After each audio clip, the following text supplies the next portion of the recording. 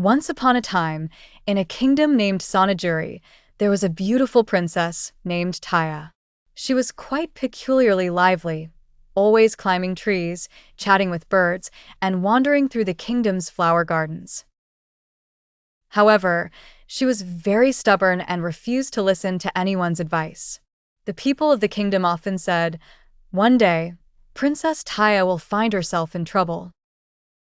One afternoon, she ventured into a forest behind the royal palace. There was an old well there, abandoned for many years. Sitting by the well, she played with her golden ball. Suddenly, the ball slipped from her hands and fell into the depths of the well. Princess Taya burst into tears. "My beloved golden ball, what will I do now?" Just then, a green frog jumped out of the well water. Strangely, the frog could speak like a human. The frog said, "I can get your ball back, but in return, you must promise to be my friend." Though surprised, Taya immediately agreed. "All right, you give me the ball, and I will be your friend." The frog dived into the well and, after a while, brought Taya's golden ball back. Overjoyed, Taya took the ball and ran back to the palace, but she did not keep her promise. The next day, the frog came to the palace and said, "Princess Taya, you promised you would be my friend." Taya was initially annoyed, but the king said, "A princess must never break her promise." Reluctantly, Taya accepted the frog as her friend. Gradually, they became good friends. The frog had an unusual knowledge and wisdom that helped the princess learn many new things. One night, Taya asked the frog, "Will you always remain a frog?" The frog sighed and said, "No, I am a cursed prince. If someone kisses me out of love, I will become human again." Taya was surprised at first, but then realized the true value of friendship. She gently kissed the frog, and in an instant, the frog transformed into a handsome prince. The prince said, "I was the prince of the kingdom of Parijat, cursed by a witch. You have set me free, Taya." Princess Taya and the prince laughed together, and a grand celebration was held in the kingdom. From that day onwards, they remained true friends. Their story was passed down from generation to generation. Rain was pouring down heavily as Tanisha walked along the muddy path, a tired expression marking her face, her hand clutching an old bag. The last few days had been tough. She had lost her job, the rent was overdue, and the fridge was empty. A strange darkness seemed to envelop her, weighing her down with every step. As she stood at the corner of the street, her mind wandered back to her childhood. She thought of her mother, who would stay up all night telling her stories until she fell asleep.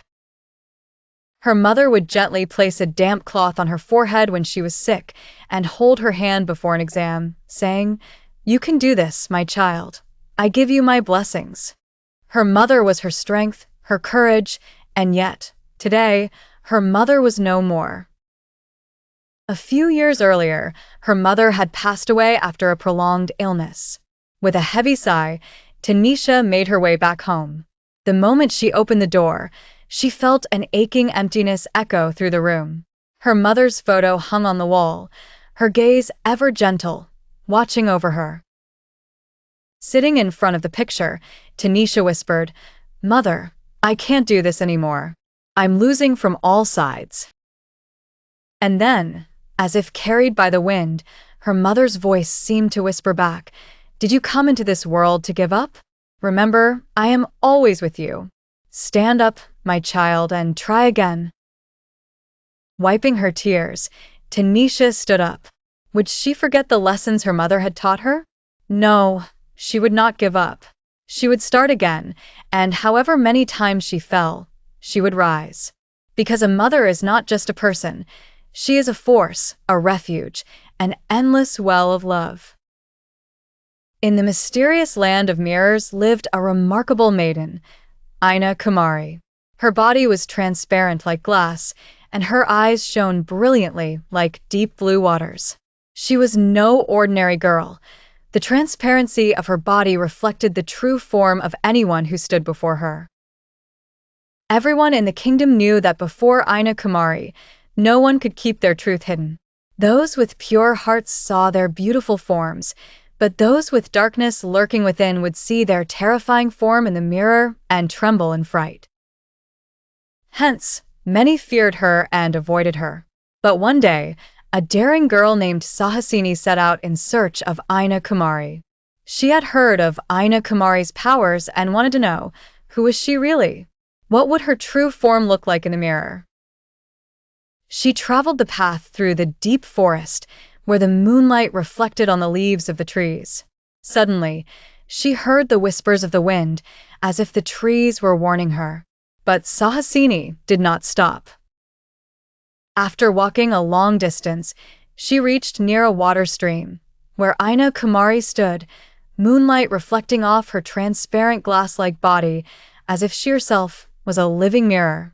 Sahasini stood before her. Gradually, within Ina Kumari's transparent body appeared Sahasini's reflection.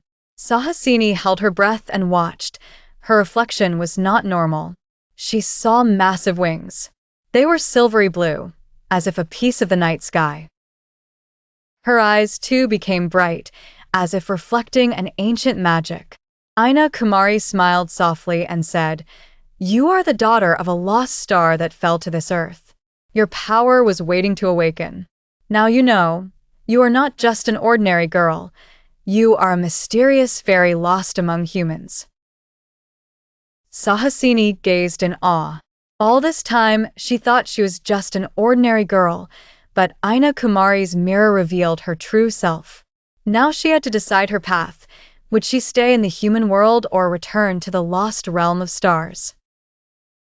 The moonlight grew brighter, and that night Ina Kumari and Sahasini stood together, a living mirror and a fairy who found her lost identity. Sahasini always knew that her grandfather's tales were not just fairy tales. There was a shadow of truth hidden within them. From a young age, her grandfather spoke of a golden city, a place where the entire city shimmered under the sunlight, where rivers flowed with a golden hue and flocks of luminous birds soared the skies. Yet, no one had ever seen this city. According to the folklore, those who were greedy and ran only after gold found the city invisible, but those who sought knowledge and loved truth were shown the way. One day, while rummaging through an old wardrobe, Sahasini stumbled upon a faded map. It was decorated with strange symbols, and some words were inscribed in an unknown language. Comparing it with her grandfather's tales, she realized it was the guide to the Golden City. Suddenly, her blood surged with the call of an adventure. There was no time to waste. Sahasini packed a small bag with essential items, a little compass, her grandfather's old notebook, and some dried food.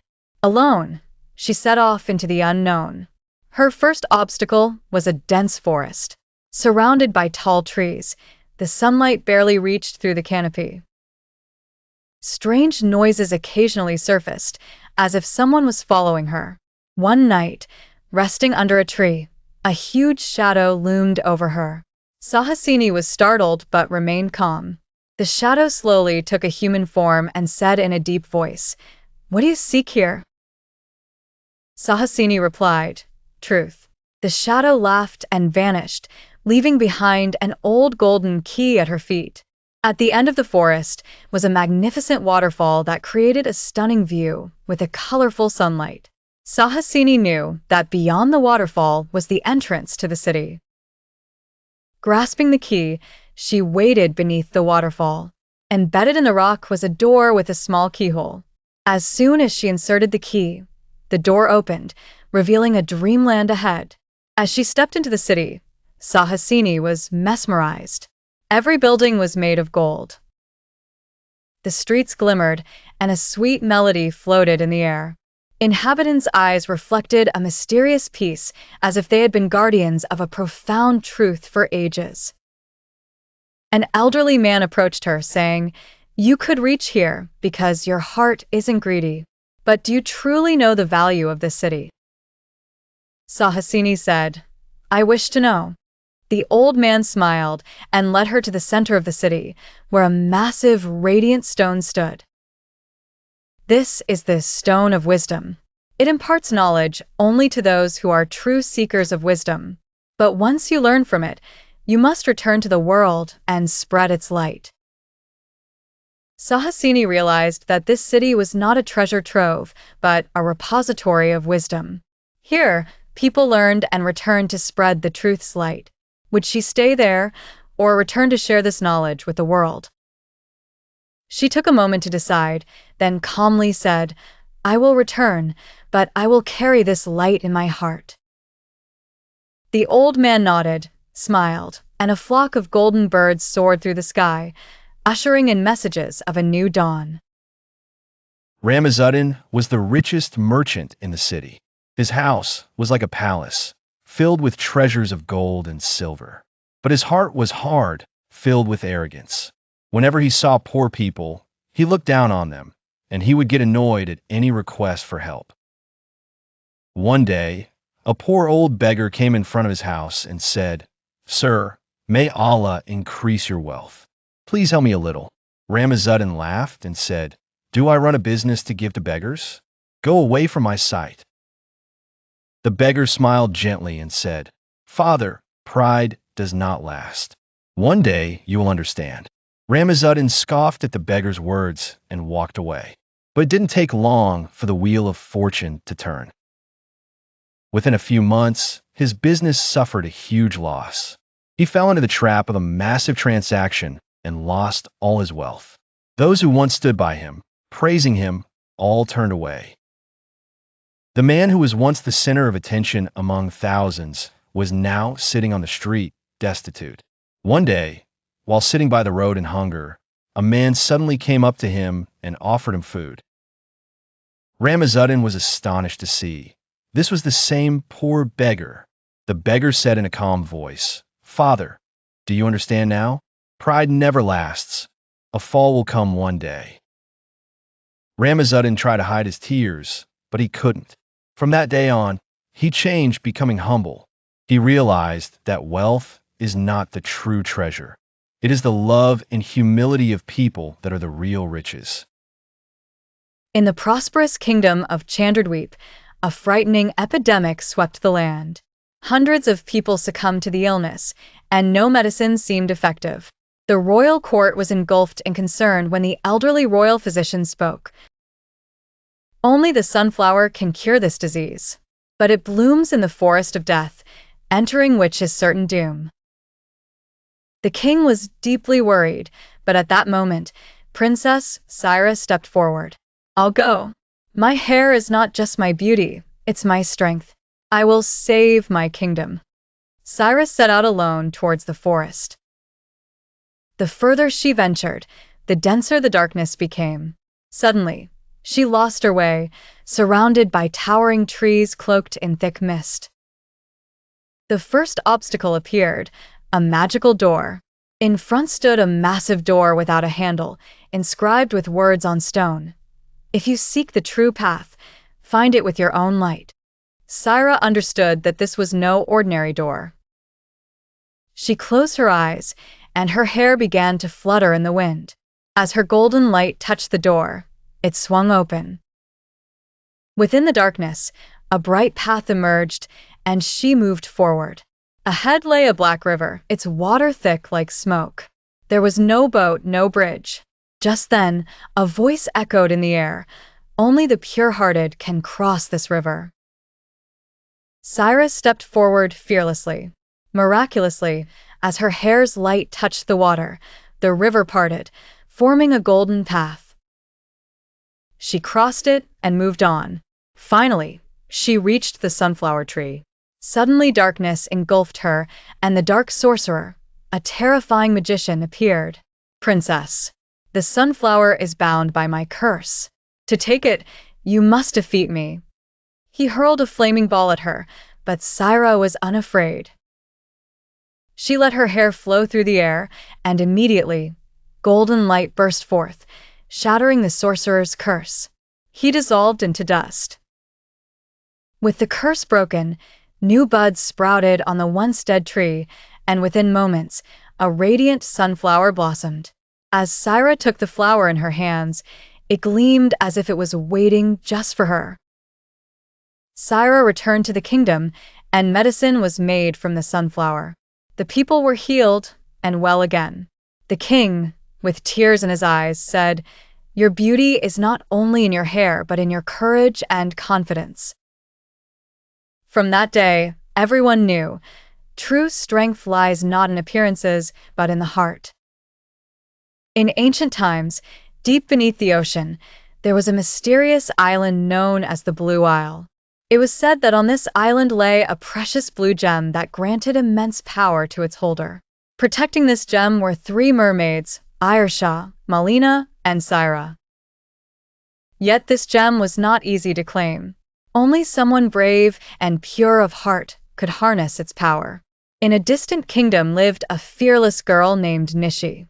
She had heard that whoever possessed the blue gem could protect and aid the distressed and helpless.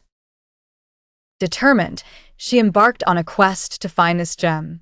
The path to the Blue Isle was treacherous, with giant waves, sea monsters, and dark depths trying to halt her, but she never retreated. Upon reaching the Blue Isle, Nishi stood before the three mermaids. Ayersha spoke, "If you are truly worthy of this gem, you must pass 3 tests. The first test, courage. Nishi was tasked to enter the cave of a monstrous sea creature, where the creature extended its massive claws to grab her. Fearlessly, she outwitted the creature by diverting its gaze, and safely passed through the cave. The second test, wisdom. Malina presented her with a riddle. What grows when divided, but is lost forever once gone?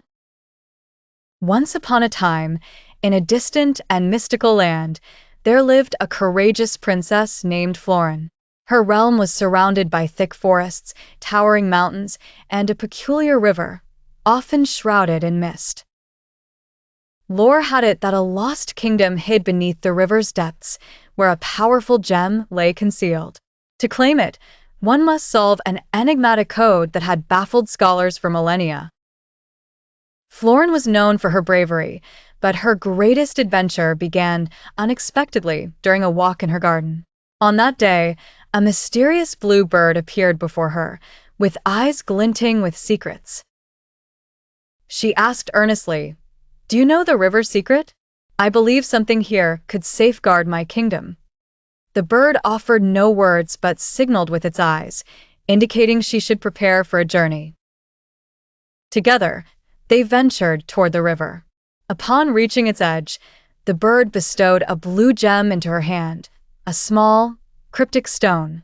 "This is the first clue to your code," the bird spoke. "This gem will guide you, but stray from the path and you will be lost. Trust it, yet remember, this journey will test your true courage."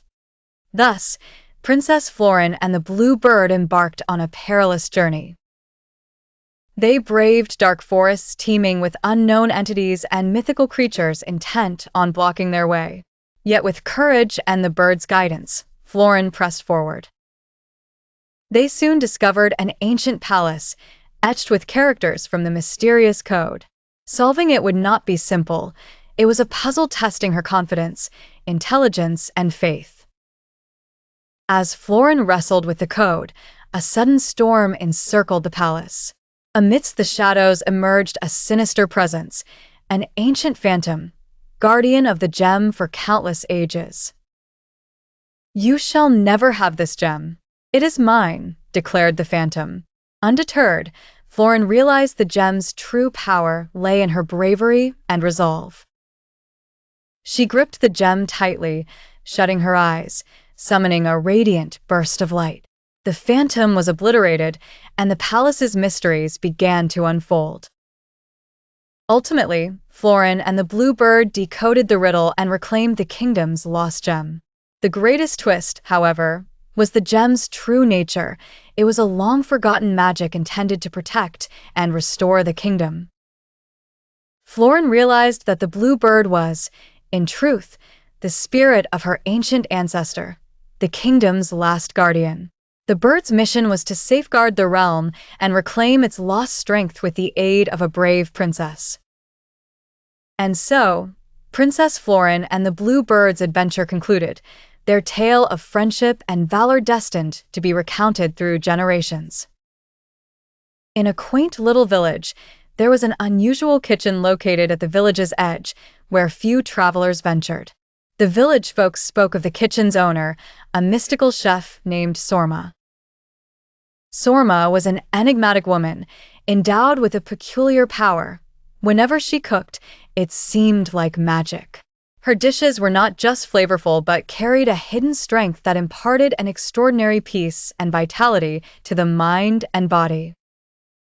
A rumor spread among the village's children one day that Sorma added something to her cooking that made people healthy, happy, and strong. Curious, two friends, Arun and Mira, decided to uncover this mystery. They planned to go directly to Sorma's kitchen and ask her. One afternoon, Arun and Mira set off towards Sorma's kitchen. As they approached, they saw a charmed bough hanging above the door.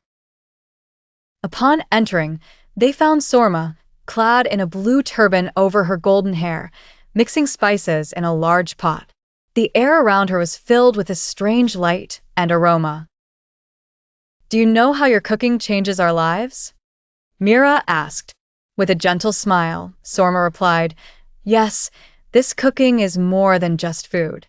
It is an ancient art I learned from a distant mountain. Through cooking, I bind feelings, the body, and the soul. The ingredients I use work like magic."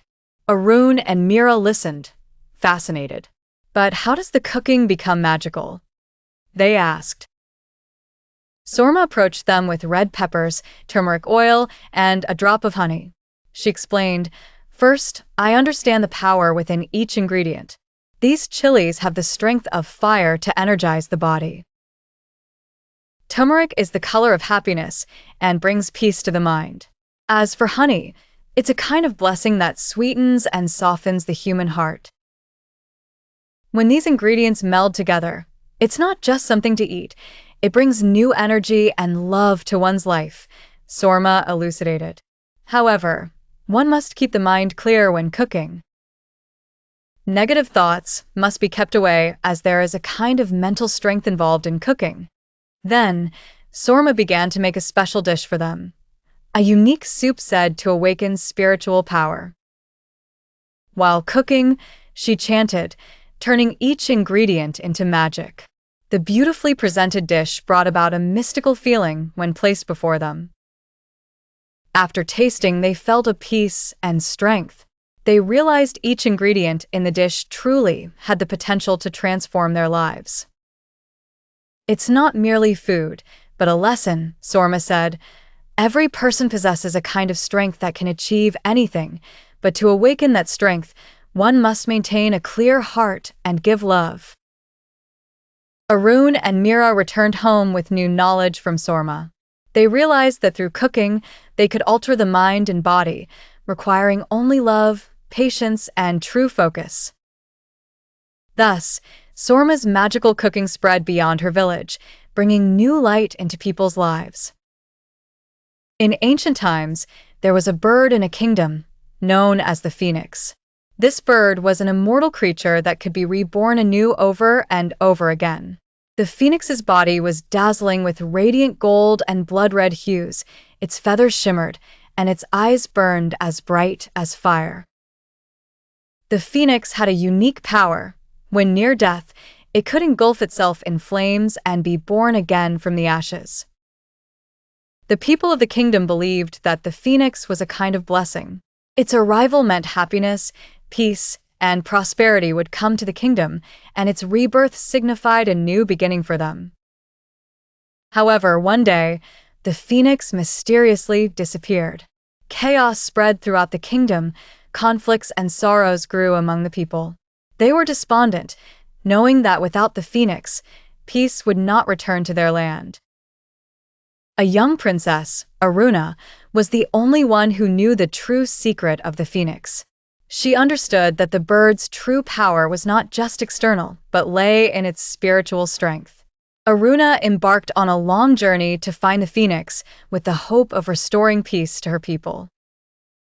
Aruna ventured through treacherous forests and mountains until she reached a mystical cave where the phoenix was gaining new life. She learned that the phoenix was in deep despair itself. Seeing its presence alone was not enough to lead its people towards true peace and love. Approaching the bird, Aruna said, "If you wish to be reborn again, instill within our hearts the message of true love and peace. Your fire is a symbol not just of rebirth, but of our inner transformation." Hearing Aruna's words from the depths of its eyes, the phoenix began to burn itself into flames once more.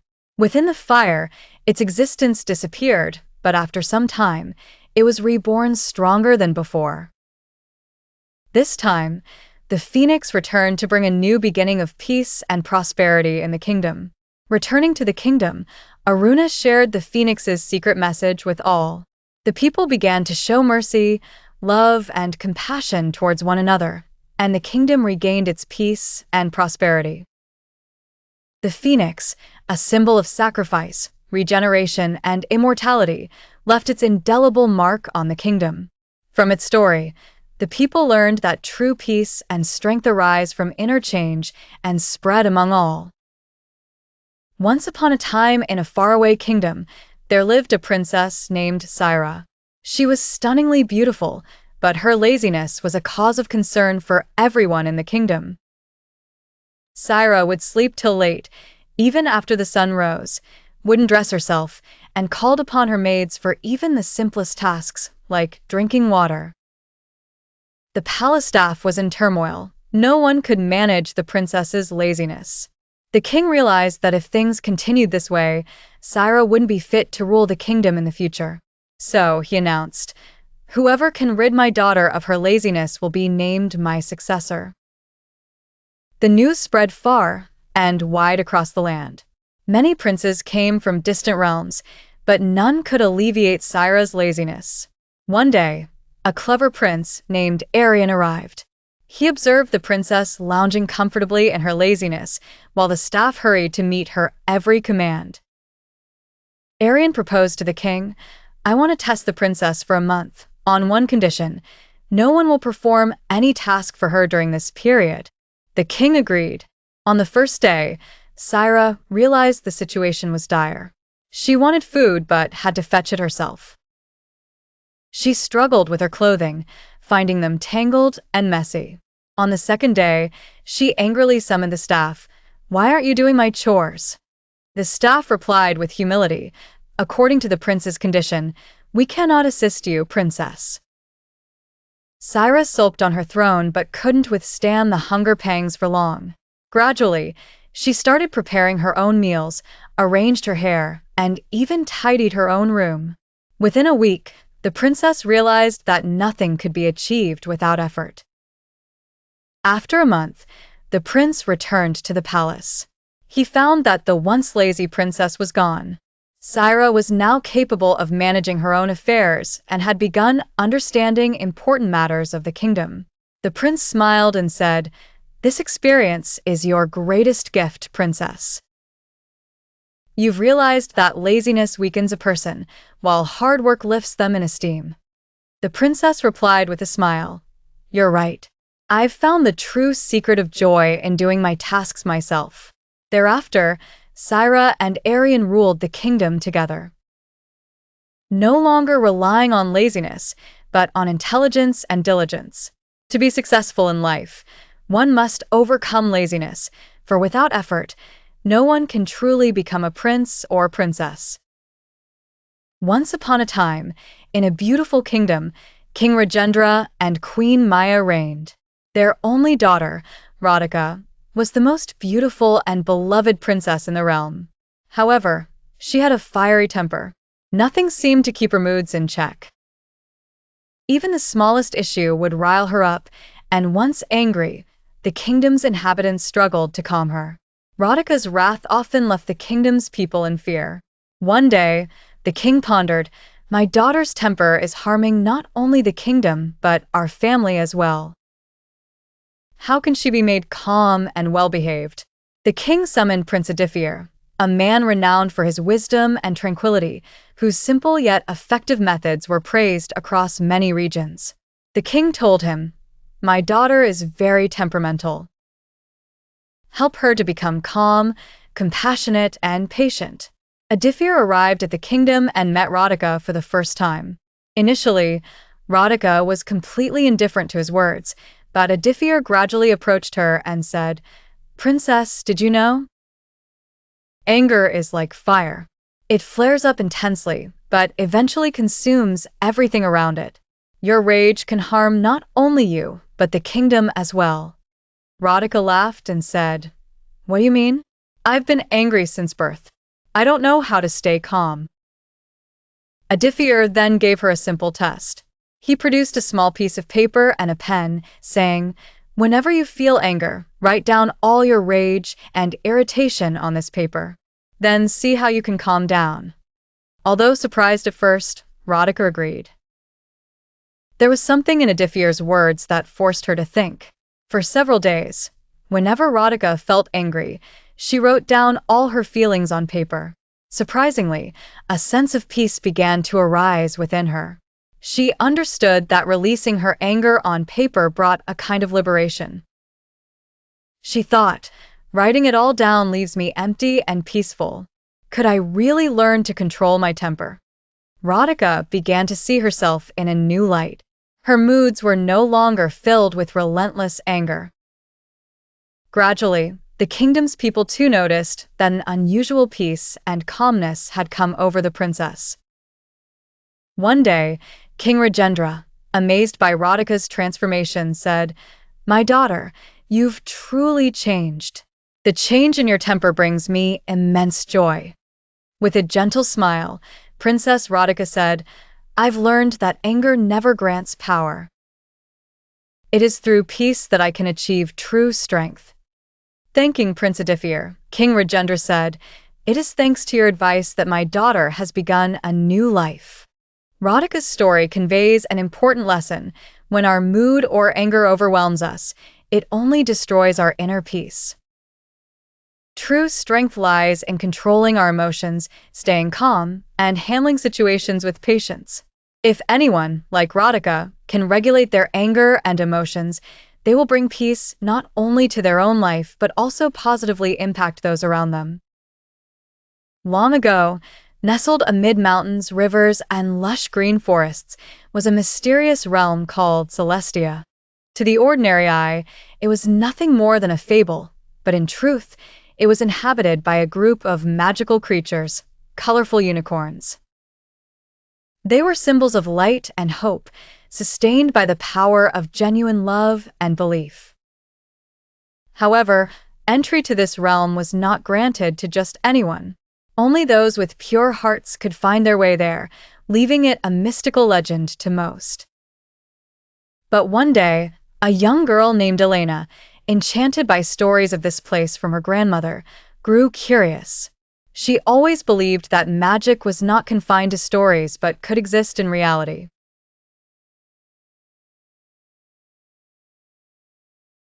The woods seemed ordinary at first, but as she ventured deeper, she felt a change in the air. A sweet scent enveloped her, and somewhere distant, a mesmerizing melody played. After traveling some way, she arrived in front of an ancient tree carved with a mysterious riddle. He who sees the true light finds a path with gentle might. A pure heart need be the key for love's embrace to set it free. Elena pondered for a moment, closed her eyes, and whispered, "I fear not, for within me lies the light of love and hope." Suddenly, something wondrous occurred. The tree became transparent, revealing a shimmering golden door. Crossing the threshold, Elena entered a world entirely new. Everything seemed like a dream. Golden hills under blue skies, sparkling silver rivers, and endless flower gardens. The air was filled with sweet tunes, and colorful unicorns darted all around. Standing before her was a majestic, radiant silver unicorn, Lenara, the leader of the unicorns. "You have earned entrance to this realm," said Lenara. Your heart's purity and courage have brought you here. But tell me, why have you come?" Baffled by the beauty, Elena replied, "I've always heard of the unicorn's realm as a part of tales, but I've wanted to believe there truly exists a place where magic is real." Lenara smiled and said, "Our realm does exist, but we hide to protect it from the greedy and selfish. Many have sought to seize our power. Hence, only those who are selfless, courageous, and believe in the power of true love can see us." Then Lenara gifted Elena a small, gem-encrusted pendant and said, "This will remind you that wonders and magic do not exist only in books, but in real life too. Only a pure heart can see them." Elena returned after spending some days in the realm of unicorns. Though no one would believe her story, she knew she had truly been to Celestia. In her hand was the pendant, glowing even in the dark night, and in her heart was a strange power, a timeless tale of belief, love, and magic. Elena knew she would one day return to this realm because true magic never fades away. It merely requires a heart willing to find it.